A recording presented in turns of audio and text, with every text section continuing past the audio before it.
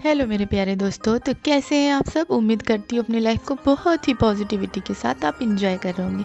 प्यारे दोस्तों, काफ़ी व्यूवर्स मुझसे सीबीटी के बारे में जानना चाह रहे थे, तो मैंने सोचा चलिए आपको फिर से एक दोबारा से वीडियो बनाकर सीबीटी को बहुत ही आसान भाषा में मैं समझा देती हूँ, ताकि आप समझ सकें कि किस तरह से सीबीटी से इलाज किया जाता है।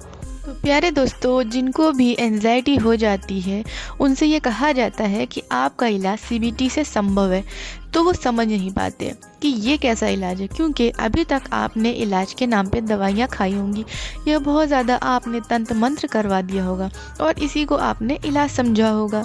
लेकिन ये सीबीटी क्या है, तो चलिए आज आपको मैं बहुत ही आसान सी भाषा में इसको समझाती हूँ, ताकि आप अच्छे से समझ जाएं कि सीबीटी की प्रैक्टिस से दोबारा से अपनी लाइफ को किस तरह से आपको नॉर्मल करना है।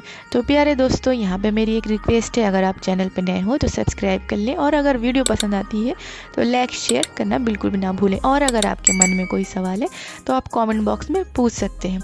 तो चलिए स्टार्ट करते हैं बिना किसी देरी के। दोस्तों, सीबीटी की फुल फॉर्म है कॉग्निटिव बिहेवियरल थेरेपी।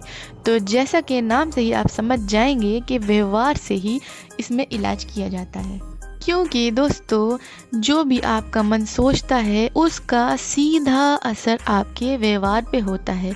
आप बिल्कुल वैसे ही व्यवहार करने लगते हैं जैसे ही आपकी सोच होती है। जो भी आपकी सोच होगी आप बिल्कुल वैसा व्यवहार करेंगे। ठीक उसी तरह दोस्तों बिहेवियर से भी सोच पर असर पड़ता है। दोस्तों, जब आप एंजाइटी में या डिप्रेशन में होते हैं तो आप हर समय नकारात्मक बातें सोचते रहते हैं, जिसकी वजह से आपका पूरा व्यवहार निगेटिव हो जाता है। आप बिस्तर पर पड़े रहते हैं, ज़्यादा बात नहीं करते हैं, मुंह हर समय लटकाए रहते हैं। तो ये दोस्तों, ये जो व्यवहार है ये नेगेटिव ही समझा जाएगा। अब आपको इस व्यवहार को पॉजिटिव की तरफ ले जाना होगा। अभी तक आपने जितनी भी एक्टिविटीज़ किया है वो सब जो है नेगेटिव है, लेकिन अब आपको अपनी एक्टिविटीज़ को चेंज करना होगा पॉजिटिव होने के लिए। तो दोस्तों, सीबीटी का सबसे पहला पार्ट ये है कि आपको पहले वाली एक्टिविटीज़ बिल्कुल नहीं करनी है।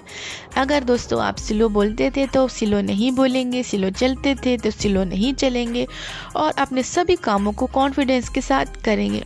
इस बिहेवियर को चेंज करने से ये होगा कि आपकी सोच खुद ब खुद पॉजिटिव होने लगेगी, वो बदलना शुरू हो जाएगी, अंदर से फीलिंग आपको पॉजिटिव आने लगेगी।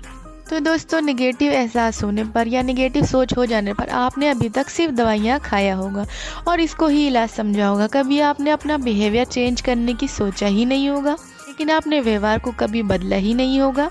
आप उसी फीलिंग में सालों साल पड़े रहे होंगे, लेकिन कभी आपने ये नहीं सोचा होगा कि चलो अपना बिहेवियर चेंज करें। आपने सबसे तो मदद मांगी होगी, सबसे एफर्ट लगाए होंगे, लेकिन कभी खुद एफर्ट नहीं लगाया होगा।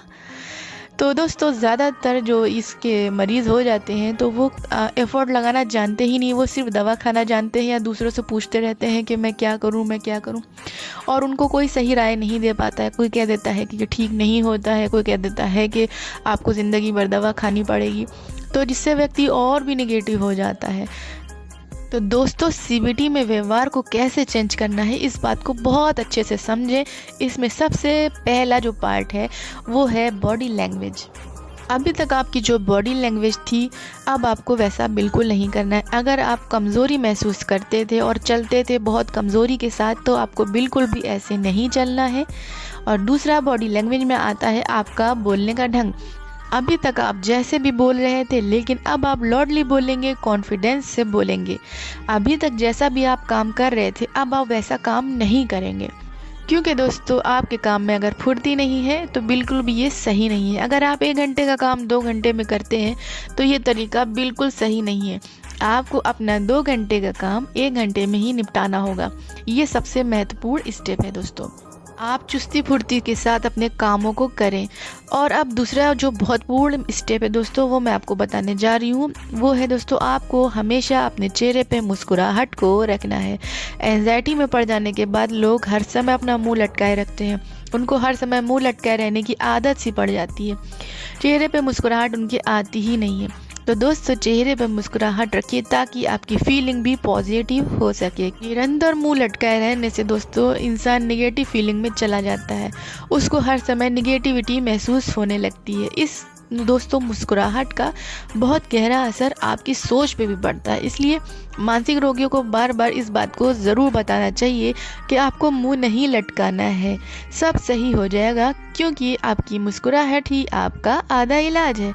आपकी ज़िंदगी में भी ये फेस पे स्माइल रखना बहुत काम आएगा। आप किसी भी काम को बहुत अच्छे से करवा सकते हैं और अपनी बातों को बहुत आसानी से मनवा सकते हैं, क्योंकि फेस पे स्माइल रखने से बहुत अच्छा इफ़ेक्ट सामने वाले पर पड़ता है।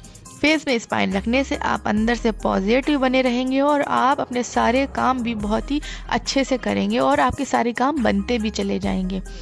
दूसरा काम दोस्तों आपको ये भी करना है कि आप चाहे जितना भी लो फील कर रहे हैं, जितना भी कमज़ोरी महसूस कर रहे हैं दोस्तों, लेकिन अपने आप को आपको इस लो फीलिंग से बाहर निकालने के लिए अपने आप को वेल मेंटेन रखना है।